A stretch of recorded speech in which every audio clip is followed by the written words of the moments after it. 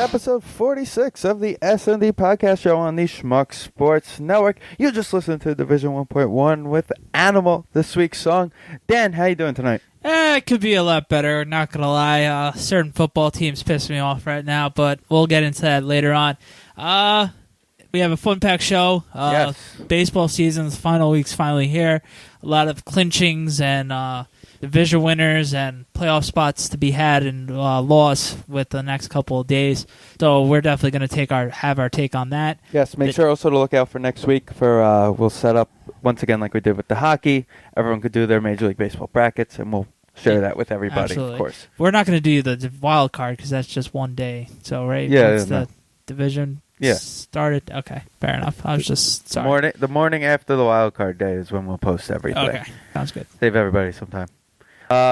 Also, the wild card games are usually the next day after the season ends, so exactly. to get everybody to get everything. Anywho, we do have a packed show tonight. Don't forget also to look out for our NHL preview show. Yeah, that was Andy really good. and AJ, it'll be up. We'll hear it. Thanks to them for coming on board with us and recording with us the other night. So that's definitely awesome for them. So definitely check them out at eyesonisles.com and Blue Line Nation. Oh, Blue Line Station. I don't know why I got Station Nation. It kind of looks the same when he tweets it. So it's Blue Line Station.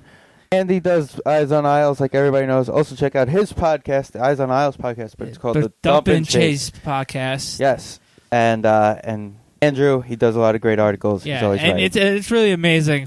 He's 17 years old, junior in high school, and he's an editor for a pretty big Ranger blog. So give him a few reads. He's definitely earned it and very knowledgeable for a 17-year-old kid. So don't be that snob to think you're better than someone because of his age. Definitely give it definitely a read. So Blue Line Nation. Blue Line Station. Here we go. BlueLineStation.com. We're going to get a jar. Yeah. For every time you say that. Yeah, that's like 3 times. I'm sorry, Andrew. Just wait till you hear the show. Yeesh. Yeah.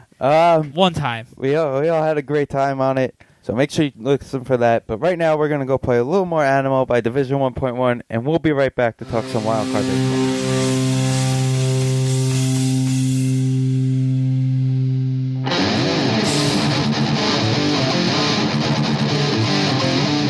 Welcome back to the S&D Podcast. You just listened to Animal from Division 1.1. We're going to start off our show like we normally do. This is one of the last weeks. To do this is the final week of regular season baseball. There's 2 playoff spots left to be had, and it's going to be interesting to see who's going to be the final 2 wild card spot winners. The American League. For the American League. Everything is wrapped up in the National League. You can say congratulations to Atlanta Braves, the St. Louis Cardinals, and the LA Dodgers. Technically, the division for the Central hasn't been locked up yet. But right now, like we called, all 3 are... There's 3 teams coming out of the Central Division. Technically, it hasn't, but the hottest team is leading it, so you got to think that. Yeah, pretty much. So congratulations to those teams. Cincinnati hasn't been playing great. The Mets actually took care of business and won the series against them, which you didn't expect happening. But and also, what's his name? Who caught today? The other guy, not Denard. Not Rucker. I don't know the other guy's name. Okay, the third guy, whoever he is. Yeah. Congratulations to him. He's the first guy to throw out Billy Hamilton. Yeah, mazel tov to that. And that's a guy who stole 3 bases against Jose Molina. Yeah, so not Jose Molina, Yadier Molina. Yeah, so that's impressive stuff. So this is where we get to the nitty gritty. All right. So with the American League, the divisions are all about wrapped up. While obviously Boston and Oakland wrapped it up. Technically, Detroit hasn't wrapped it up yet. The hell's taking them so long? I don't know. It's a little weird. But they're gonna have that wrapped up within the next few days. I think it's a 1. They have 1. Yeah, it's one spot. So yeah. So, but the wild card is where the fun's gonna begin. They have Tampa with the 1-game lead. By the way, St. Louis has also got a one game and clinch thing. For the division, so you could wrap that up. You could wrap it up with those 2. But this is where the fun begins. You have 3 teams because you got to say Kansas City and the Yankees are all but done because there's not enough games in the season, unfortunately. Yeah. For that. But it's 3. It's going to come down to the final few days with Tampa Cleveland and Texas all with the game of each other. Okay, elimination, by the way, for Texas would be 5 games. Okay. Just a heads up. So they have to finish it. Yankees could be eliminated tonight. Yankees tonight. Kansas City can also be technically eliminated tonight. A win by Tampa and a loss by Kansas City. It's 2 games. Gotcha. So they would be eliminated. Gotcha. So Tampa has to take care of business pretty much for clinching that.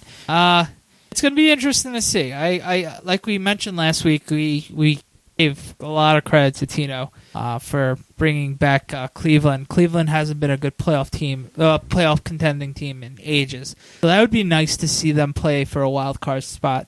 I just think the Rangers are just too much of a better team, and after last year, I think they're going to find a way to make a wild card. You think the Rangers are going to make it? I think the Rangers are going to sneak in. I think the complete opposite. Tampa decided to get hot. Oh, Tampa's making it. Tampa's staying in. I think Texas is going to beat out Cleveland. I don't think so. I think the way they're playing, the Ageless Wonder hits a walk-off home run. Yeah, Giambi. Jason Yeah, Giambi. you're probably right. But I think, and to give out the scheduling for the 2 of them for the weekend, Cleveland is playing Minnesota on Thursday. Okay. Texas is playing the Angels. Okay. Who they play in the weekend series? Yep, that's the weekend series. Oh, okay. So I'll stand corrected. Cleveland's going to win.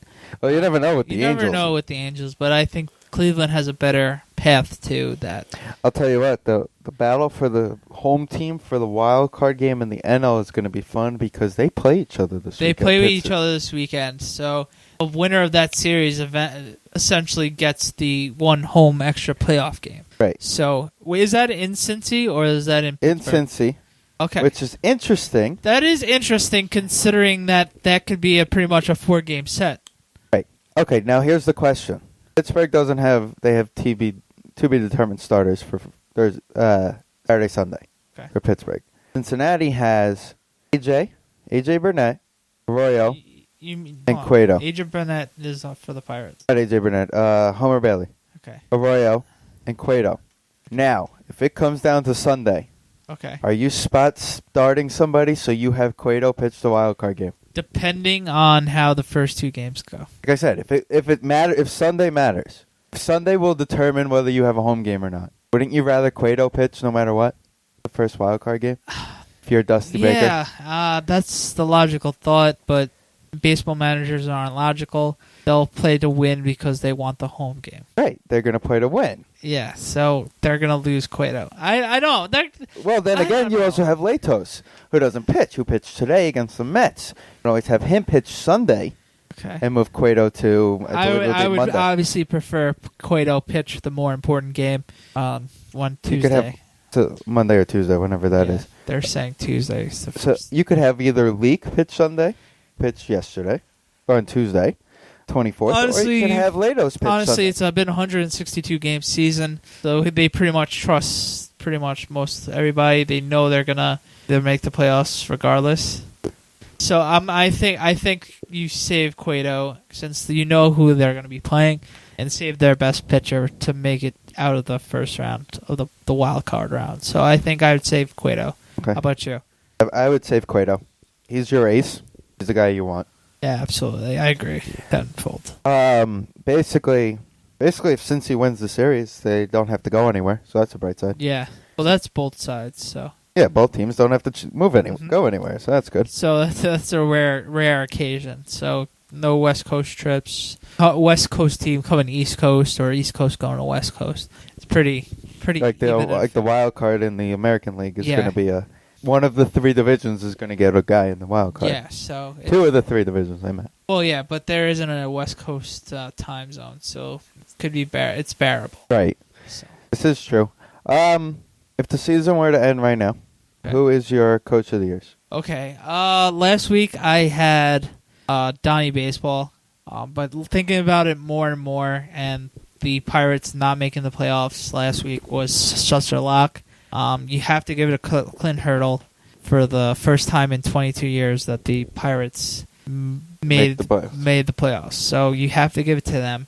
It's either going to be him or Mattingly It's in the National League. In the National League. For the American League, it's going to be the Red Sox manager, Farrell. He definitely, after a year ago, what happened with the Red Sox last year, and them being the best team in the American League East, is definitely leaps and bounds of what happened last year with Bobby V. So I'm going to go with him for the manager of the year. I'm actually going to give you two West Coast guys.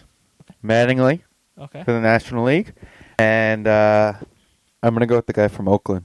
Okay, fair enough. For American League. Okay. Because, again, they start off slow, and next thing you know, it's look what they can do. Absolutely. Just like every year. Those are both fair, valid points. I just think Farrell is going to just win it. It's just how good Boston was this year. Right. Okay. National League MVP. National League MVP. That's a tough one. National League MVP. I'm going to have to... I'll get back to you. Who do you think would win? National League MVP? Yikes. I don't even know my answer to that one. Don't put me on the spot. I put you on the spot. Is it safe to say you know what? I got my National League Andrew MVP. McCutchen. You're going to give it to McCutchen? I'm going to give it to a non-playoff team. Okay. In Goldschmidt. Okay. From Arizona. Yeah, he did have a great year. But I'm going to go with Andrew McCutchen. Pretty much similar to, in hockey terms, of John Tavares. He's a great player, and finally brought a team to the playoffs for a perennial loser. So I think Andrew McCutchen is going to win it. Okay. Now, what is a lot more fun, the American League. The American League, the team didn't make the playoffs. They had a great year, though. I'm going to go with Chris Davis. He just had absolutely a monster year with 52 home runs and just driving in a lot of runs and everything like that. I know I'm definitely in the minority in this one. A lot of people are going to say Cabrera again, but I think Chris Davis is definitely going to get some votes with the media. So I think he will get the votes, but I just think Cabrera just does everything on that team. He hits for power, average. He gets on no matter what. He's just the all-around awesome player, and I think he's going to end up winning it. Absolutely. All right. We're going to go Rookie of the Year first. Rookie of the Year. Okay. Who do you have? National League. League? No. I'm going to give it to Fernandez. Okay. From Miami. Okay. I think that he earned it. I'm going to go 219. Okay. That's a good call. But I'm going to go with Puig for considering how he helped turn around the Dodgers. The Dodgers were dead last, approaching dead last, and Donnie was about to get fired, and he came around and bang, the Dodgers just exploded. So I'm going to go with Puig. Okay, now the tougher one. The American League. The American League. Let's see. Who had a great year rookie-wise? Actually, it was a quiet year for rookies, though, don't you think? All right, I'll give it out. I'll give mine out. Will Myers. Oh, yeah, of course, Will Myers. Yeah, Will Myers definitely had a great year with the Rays this year, so yeah, I'll give it to him as well. I think I predicted him in the... Yeah, we both did. All right, so yay. Okay, American League Cy Young. American League Cy Young. Let's see. Who... I'm going to tell you who led the American League in ERA as of right now, by the way. The season we're in right now, the American League ERA leader would be I think Bartolo Colon. I would give it to Scherzer. I'm going to give it to Scherzer. He has the 20 wins this season. He's been absolutely studly, and he's just got the most wins, and that at the end of the day, that's what matters. That's what matters. I'm going to agree with you, but I'm going to tell you right now that Colon will get votes. I mean, he went 17-6. He's got a 2.64 ERA, and those are good numbers. Yeah, big fat Bartolo Colon actually surprised. 95 years old, and that's insane. That's just crazy to think that. Okay, I'll go National League first because it's pretty obvious. It's going to be Kershaw with a 188. 15-9, I mean. By the way, Matt Harvey, number 3 still with a 2.27 ERA. So that's... I could see top 3 being Kershaw, Fernandez, and Harvey, the 3 guys in the ERA race. That's awesome. So, so kudos to that. How many strikeouts? Who's winning? Is he still on top of K's? I doubt he's on top of K's. No, probably not. It would have been cool. Oh, well. But he is not on top of K's. No. In the National League, it's Kershaw. 224. Yeah. So, but honestly, Kershaw definitely deserves a Cy Young, without a doubt. No question there. Alrighty. Let's go play a little more Animal, and we'll be right back for the biggest event of them all. I'm sure you're all excited. So sit back, relax. Let's do a little more Animal, and we'll be right back. SNDPODCAST is in no way affiliated with, associated with, produced, or endorsed by Major League Baseball or any of its affiliates.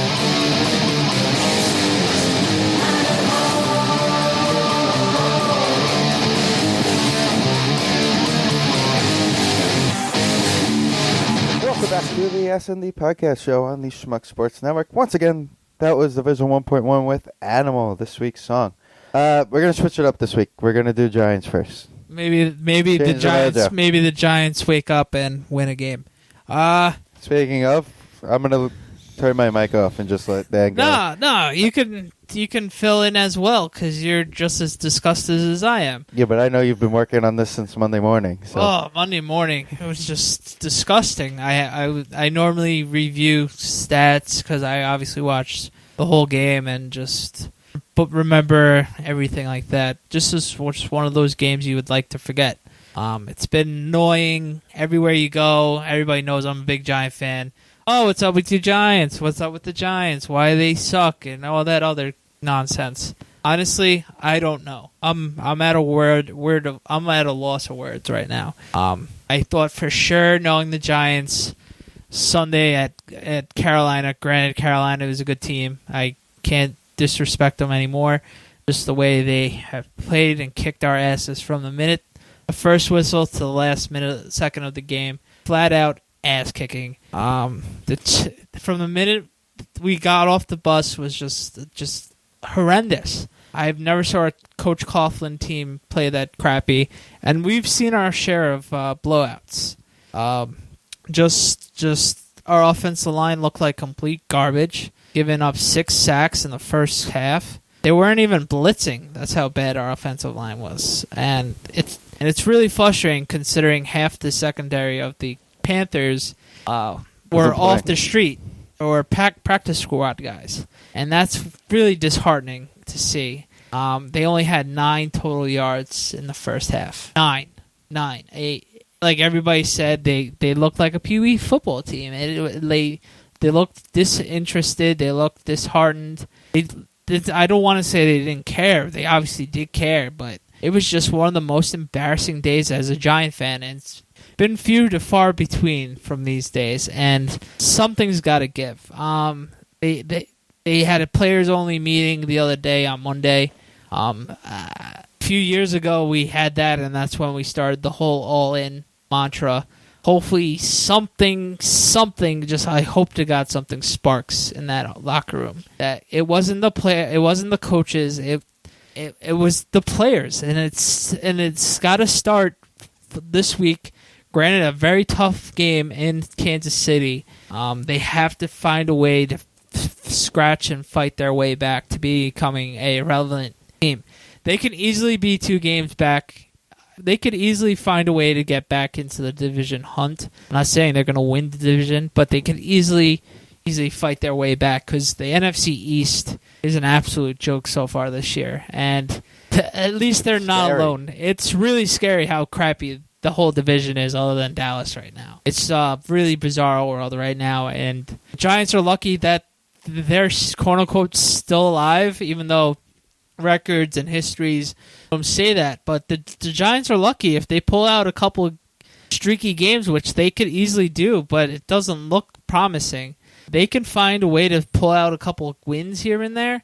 They can easily be back in the division, and no one would remember this. But being 0-3, we lead the league in interceptions, fumbles, you name it. Every bad category, we have earned that top spot. And it's really sad and frustrating to see how quickly the Giants are deteriorating in front of our eyes with the offensive line and defensive line. I'm just sickened and disgusted on how we've been playing. The Carolina Panthers defensive line is not one of the greater defensive lines, which scares the living crap out of me, because this week we play the top-rated defensive line team that leads the league in sacks. Yes, we do. So, in a loud stadium. We're playing the polar opposites right now. We're playing the team that we always want our teams to be and what we expect our Giants teams of late to be. Tom Brady is an absolute stud all-pro. They're just a stout defensive line and overall nice defense. So it's the Eli Manning and the rest of the offense has to show up, but it's going to be a tall task this week. I'm not feeling confident as you expect as an 0-3 team. It's a must-win. But do you think the Giants are going to find a way to pull it out? I don't know. That's the scary part. You just don't know anymore with this team. They could easily pull it. They could find a way to win. This is what's frustrating as being a Giant fan is as shitty, as crappy they were last week against the Panthers is how awesome it can be against the Chiefs if they find a way to win. That's just how the Giants have been the last few years. I don't know. If they don't win this week, something's got to give. I'm not saying fire Gilbride or Perry Fuel, not give up on the season, but it's starting to look at that time, and the Giants need to figure out something. They're in quicksand, and they're sinking really quick. The ship is sinking in front of our eyes, and if they don't fix it quickly, the season is a completely lost season, and I'll be going to a lot more Giant games than expected. And I don't want that. Yeah, there's like no sync to anything they do. And it's bad. It's just like, all right, now, and then every time they look like, okay, here's the play that's going to spark us. Like David Wilson finally looked like David Wilson from last year, and then what happens is a questionable holding call on Beatty. Yeah. And you're like, come on, we finally had it.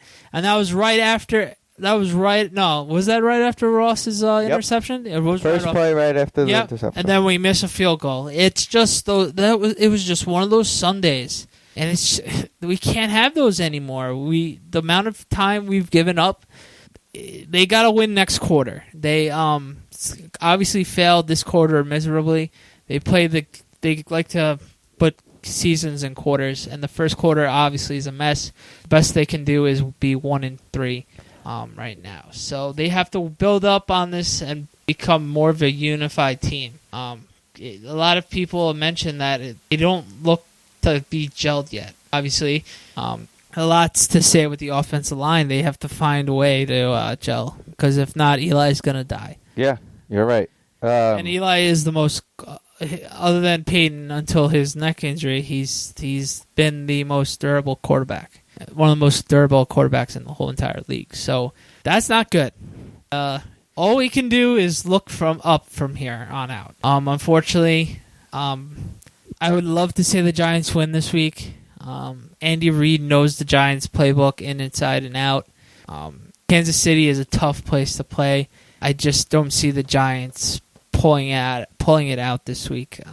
It hurts me to say, but I think the Chiefs are going to find a way to win. They're just a better team this year. And that's the scary part. They are a better team, and they're definitely the better team than the Giants. And it could be another. But then again, game. it's the way that they're playing. Yeah, it's making them the better team. Yeah, it's all it takes is that one play out of the Giants, and we all know they can flip a switch and be in the team.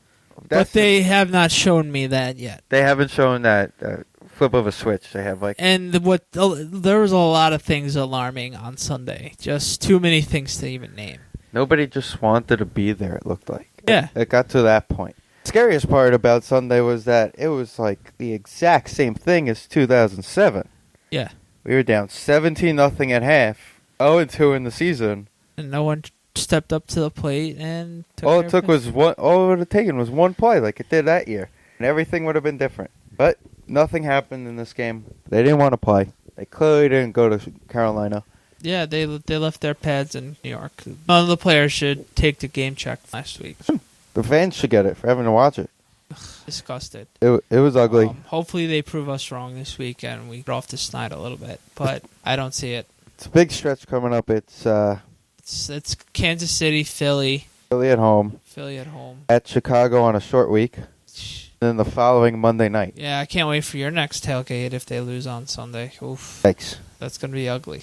That's going to be an ugly game next week at MetLife Stadium if the Giants are 0-4. It's It's going to be a lot of Eagle fans. I don't. Yeah, it's going to be ugly, and it's going to get ugly real quick. I'll tell you what, that game could end up being a shootout because neither team can play defense. Yeah. That's how bad that game's Maybe we might get be. our first win that game. Oh, got probably one series of defense. Anyway, we're here if they're 16-0 and 0-16. So, we love you guys still, but you guys got to wake the hell up. We're not going to be dealing with this the whole entire season. It's going to get uglier if they don't make it stop now. So, let's go Giants. Please play as one. Do this for Tom Coughlin. And do it for us, and you just do it for your pride, man. At this point, you just win for the pride. Just for pride. It's just ugly. The first 2 weeks, okay, fine. You guys played crappy for Dallas, and Denver's just a better time.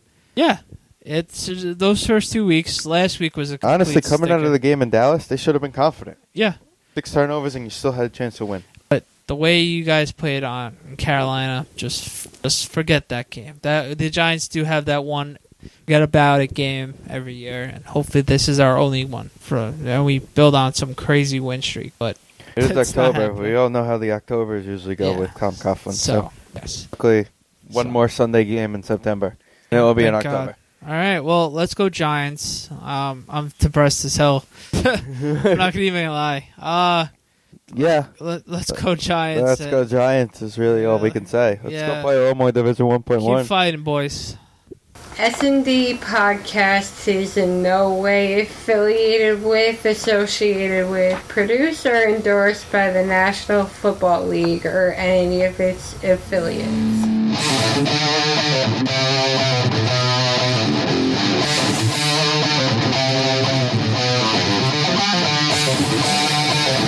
Welcome back to the SND Podcast. We're going to uplift our spirits a little bit and talk about the surprising start of the New York Jets. They're 2-1 right now, and they actually had a very impressive win against the division rival Buffalo Bills at MetLife Stadium.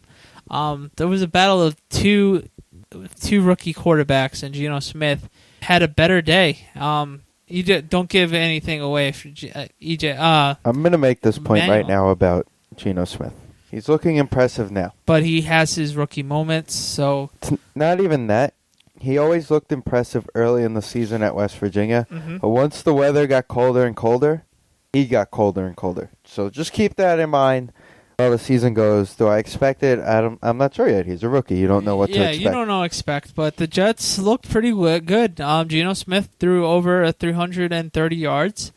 He had 2 very impressive touchdowns to Santonio Holmes and Stephen Hill.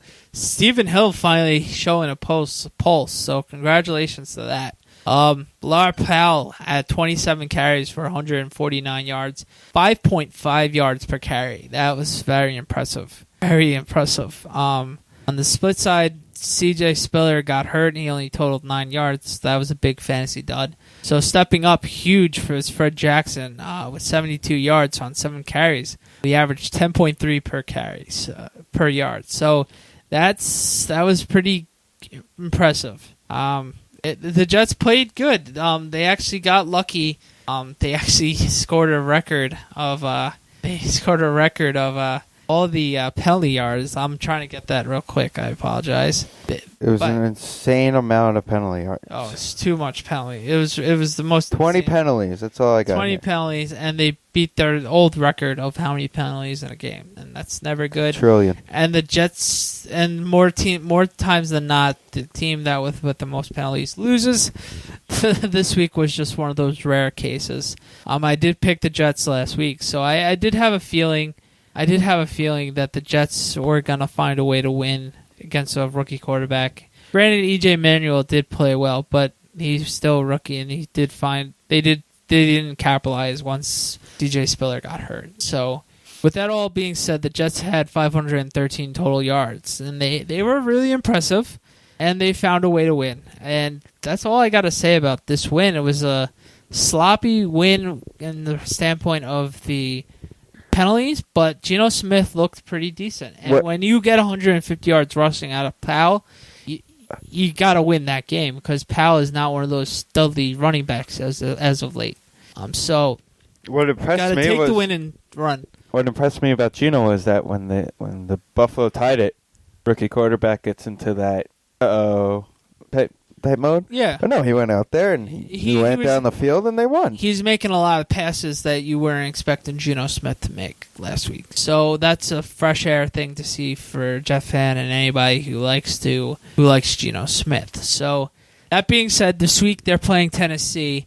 Tennessee's actually not bad this year. They won on a last-second game. Jake Lucker's looked pretty good. CJ2K's looked pretty decent as of late this year. I think let's keep the ball rolling for the Jets. I think they're going to find a way to win on the road and steal one out of Tennessee, and they'll be 3-1. Tennessee's impressive. They had a nice little comeback win against San Diego last year. They're 2-1 right now. I'm actually going to pull for Tennessee, being the home team in Tennessee. So I'm going to take Tennessee this week. I think that they're showing a lot.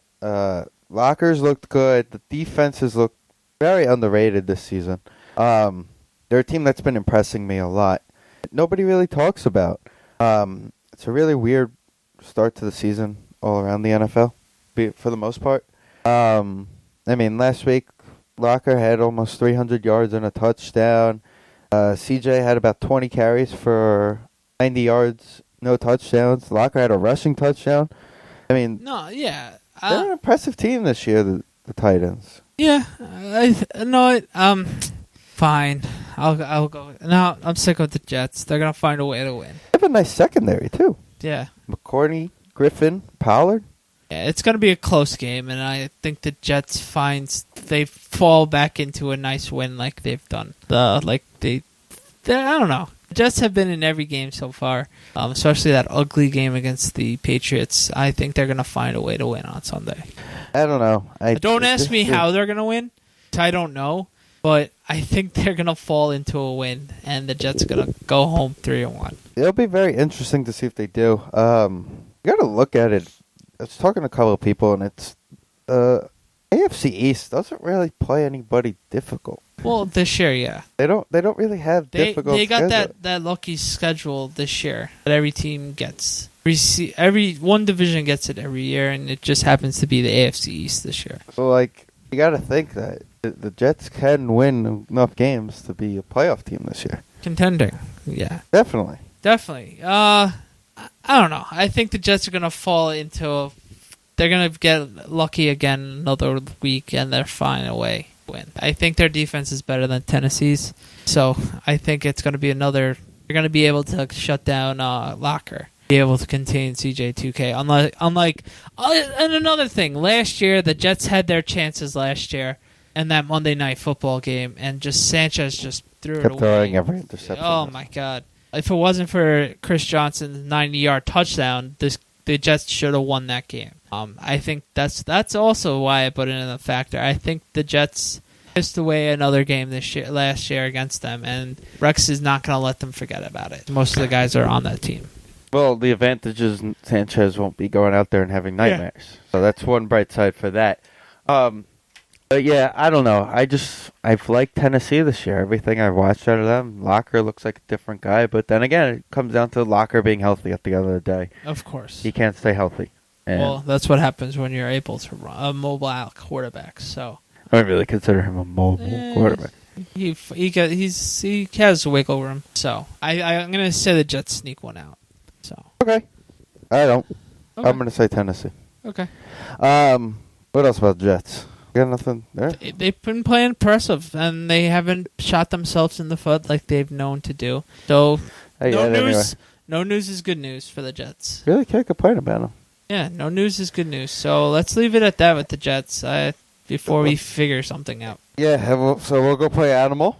And one Jet note from today's practice on the 25th, by the way, D. Milner was pulled early for a hamstring injury. Oh, that's not good. So there's our bad note of the week for the Okay. Jets. But let's go play a little more Animal, and we'll be right back with our predictions. SND Podcast is in no way affiliated with, associated with, produced, or endorsed by the National Football League or any of its affiliates.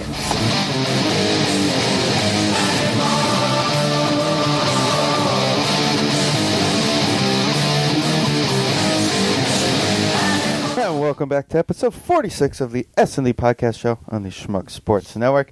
We'll talk about a couple of games right now. We are recording on 9/25, so by the time you're listening, it'll be the 26th, getting ready for the Thursday night game. So let's start with that game, because that game, was it 2 ties last year? 1 tie, close to being 2. 1 tie and almost a tie.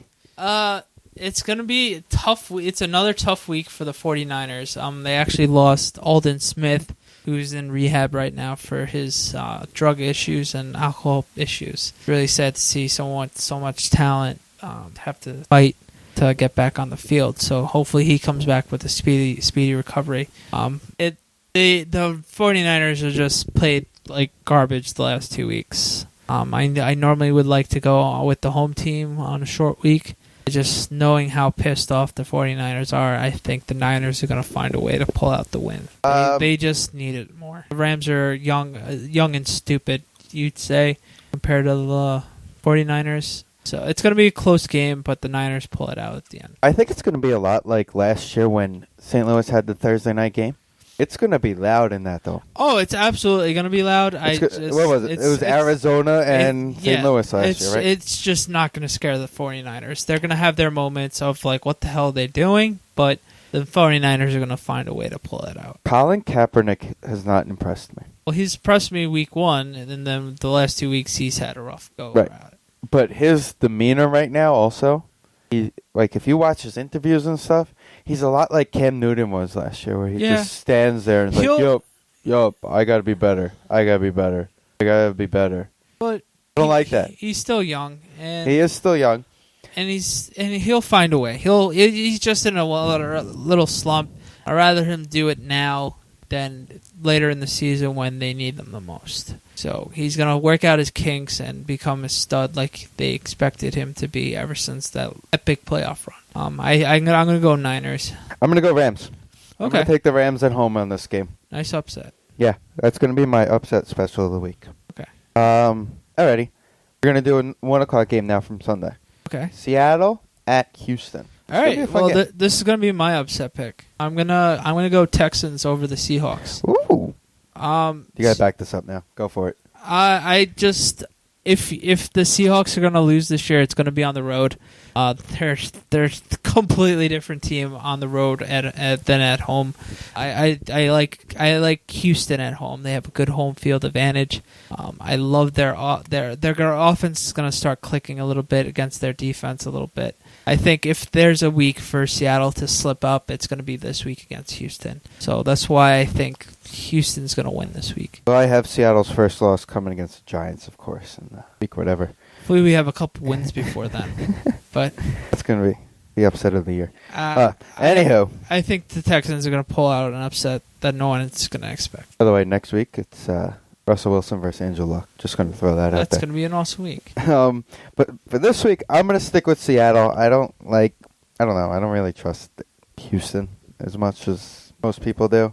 I mean, they're just in that division where it's really, the Titans are playing well, but no, I'm with you. But I don't trust Houston even at home. I feel like this will be the week Seattle stays undefeated. But next week I'm going to have to think about it. Seattle did get a pretty good bye week last week playing Jacksonville, so yeah, they got a lot of rest.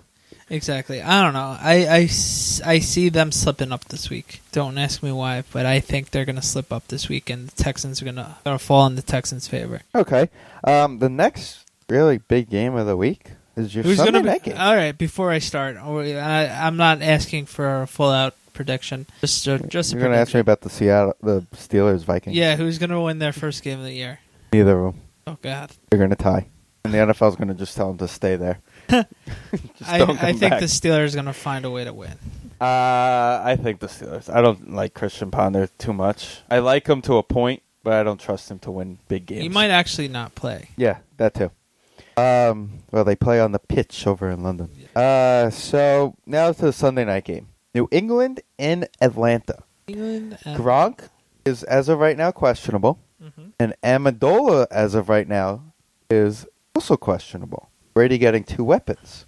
They're losing. Falcons are going to pull out a win. At home, Sunday Night Football, the Atlanta Dome's going to go absolutely nuts. Gronk hasn't played all summer. Hasn't played all fall. So far, he's going to be shaky at best, rusty at best, and same with Amendola. I think the Falcons are going to find a way to pull a win against the Patriots this week. The Patriots haven't been looking as great as the past Patriots, so I think the Falcons are going to pull out a win. They haven't been looking great, obviously, but they'll finally pull it out. I agree with you on that.